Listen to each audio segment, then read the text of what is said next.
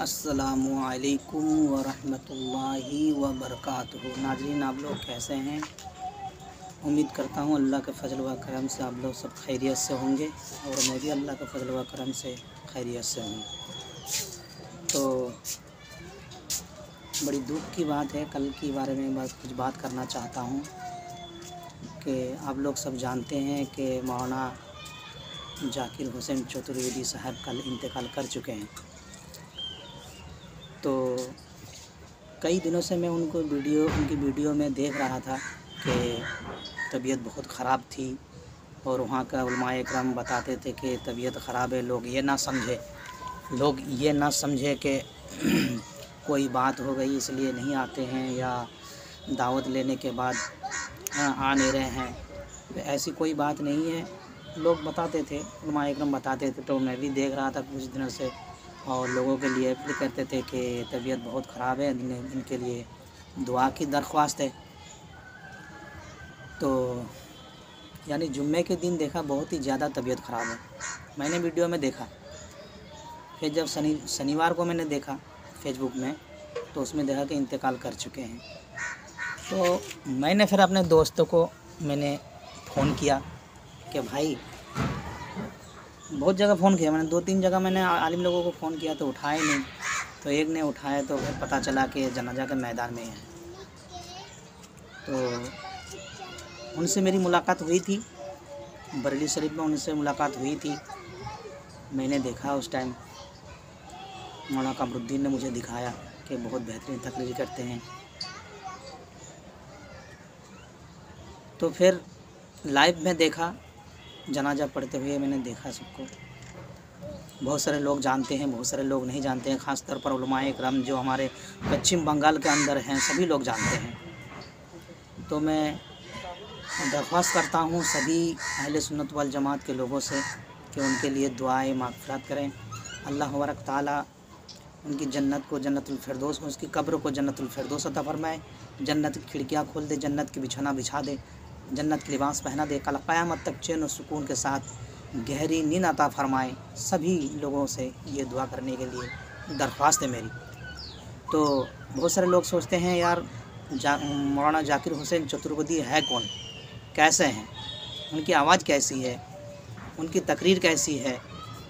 बहुत सारे लोग नहीं जानते हैं। तो मैं उनको जानने के लिए और दिखाने के लिए और पहचान कराने के लिए मैं ये एक छोटी सी वीडियो में आप लोगों के सामने पेश करता हूँ, ठीक है। और उनके लिए दुआ कीजिएगा ज़रूर, ठीक है, उनके लिए दुआ कीजिएगा। तो मैंने भी देखा, बहुत अफसोस हुआ। अब क्या कर सकता हूँ, बस दुआ ही कर सकता हूँ। तो आप लोगों से अपील है कि आप लोग भी दुआ में शामिल रहे उनके लिए, ठीक है। तो सुनिएगा, आप सुने।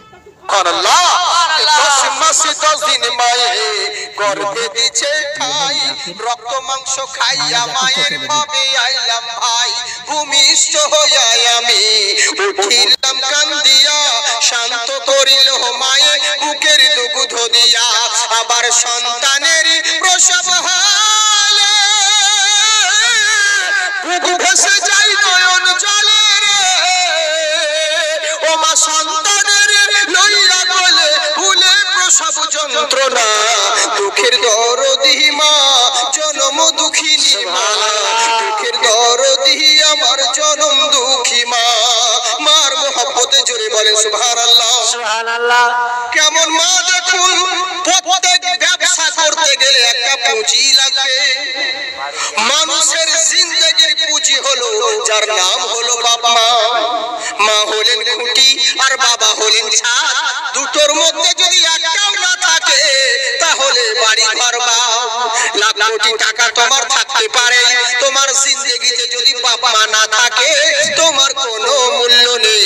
মা বাবা এমনই একটা জিনিস, কেমন জিনিস দেখুন, ওরে হাতে পায়ে তেল মাইখা মা দিল শক্ত করি, আর পেশাব পায়খানা আমরা মায়ের কোলে করি, তবু না মা রাগ হইল ভিজিল গুয়ে মুতে, আমার শুকাই রাখিয়া মা থাকলো ভিজাতে।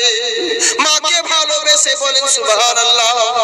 মা কেমন জিনিস দেখুন, মা কেমন জিনিস দেখুন,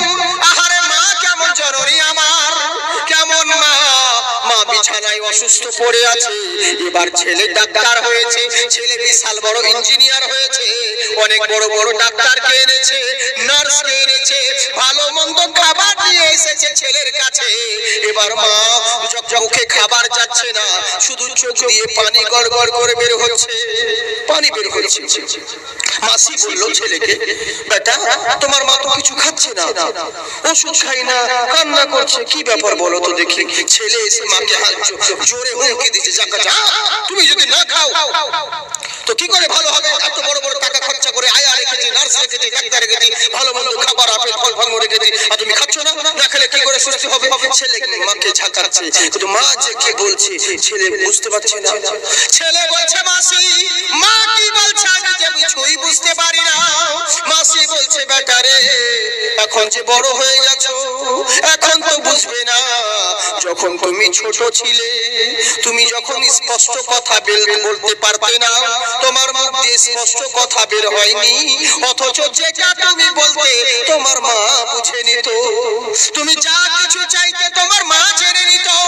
আজ তুমি বড় হয়েছ বলে নিজের মায়ের কথা বুঝতে পারছো না, কিন্তু জেনে রাখো তোমার মা কি বলতে চাইছে শোনো। তোমার মা বলতে চাইছে, বেটারে এত বড় বড় ডাক্তারের প্রয়োজন নেই, এত খাবারের প্রয়োজন নেই, আমার টাকা পয়সার দরকার নেই। বাবারে এই যে আপেল আঙ্গুর বেদানা নিয়ে এসেছি, এর কোনো জিনিসের প্রয়োজন নেই। তুই শুধু একবার আমার মাথার কাছে বস, আমার মাথায় হাত বুলিয়ে দে।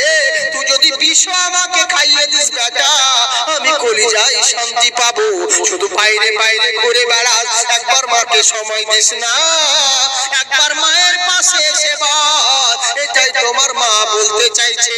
ওরে প্রত্যেক ভালোবাসার পিছনে একটা স্বার্থ থাকে রে, কিন্তু মা বাবা ছেলের ভালোবাসার পিছনে এটা কোনো স্বার্থ থাকে না।